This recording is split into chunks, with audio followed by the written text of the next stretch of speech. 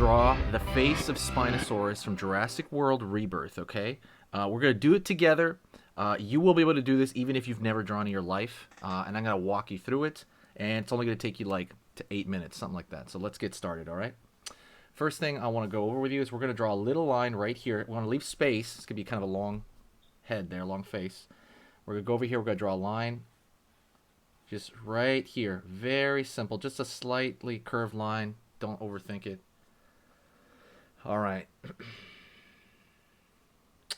Now think of like a crocodile head, right? And we're going to kind of pull up for a little bit of a snout right there at the top edge. And then as we're going to go up higher right here, we're going to just pull the line back, you know? Don't make it totally straight. It's going to kind of like a slight incline to it, right? Doesn't really matter how much of an incline. You just want to keep pulling it up over here, right? Just make it a little bit long. Think of a crocodile. That would be probably the easiest thing. Because Spino has very crocodile-looking face. Or like a dragon or something like that. We're going to draw right here a bump right over there. See this bump? That's going to be the far side brow. Because it's going to be turned a little. Continue to pull up over here. And then go to the top. And you have another bump.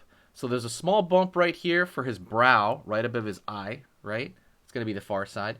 Then you're going to have a little bit of a curve for the back of his neck. Again, don't overthink it. It's not that big a deal. Just get it close enough. It's fine, right? If I was to redraw this, it might be a little bit off. You know what I mean? It might be not off, but it might be a little different. So, okay. So now we're going to go over here now. We're going to pull up. There's a little bit of a curve they found in bones, and they kind of put that into the Jurassic World, which is great. A little bit of a curve right here. Like so.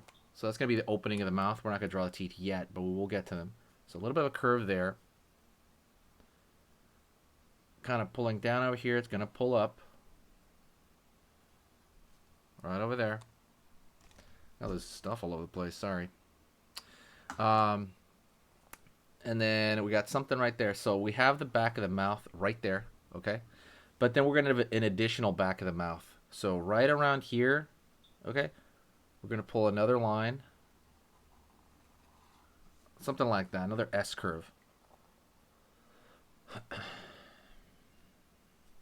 Going to go over here now. We're going to pull down. That's going to be kind of, again, the skin, right? And the inside of the mouth as it opens it up. And we're going to put another little curve right here to find that area.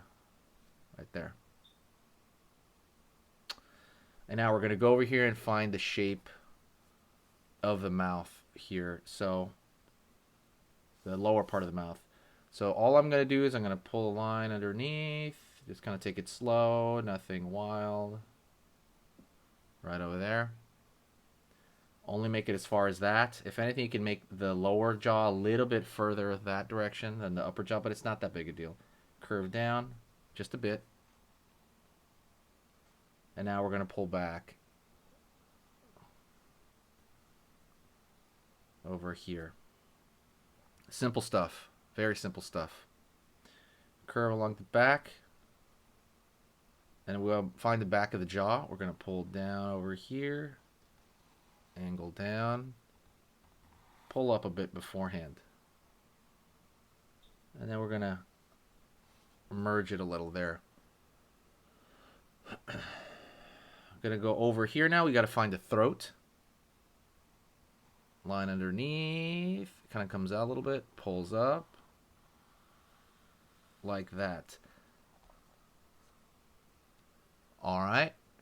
So like I said, a lot of this is just getting that simple shape down. And a lot of this other stuff's going to come in very easily. We'll go to the eye. We'll go to the... Don't worry, we're almost there. We're only like, what, a few minutes from the eye. Like 2 minutes from the eye.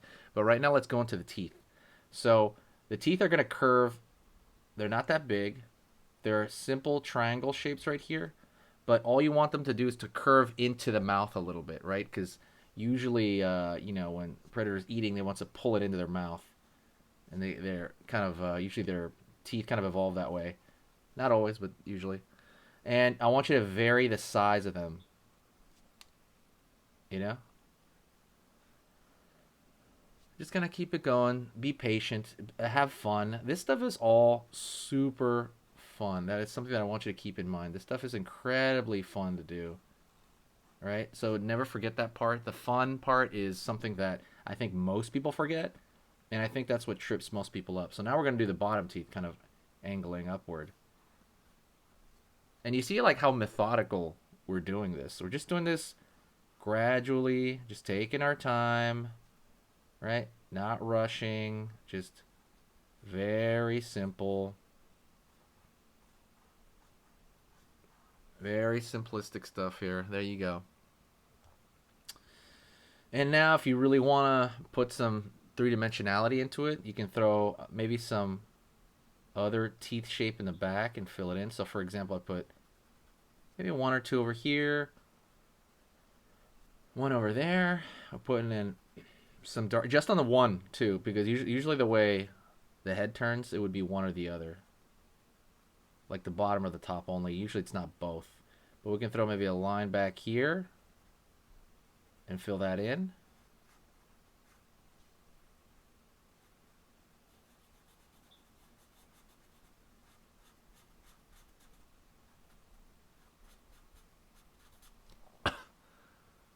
Right on.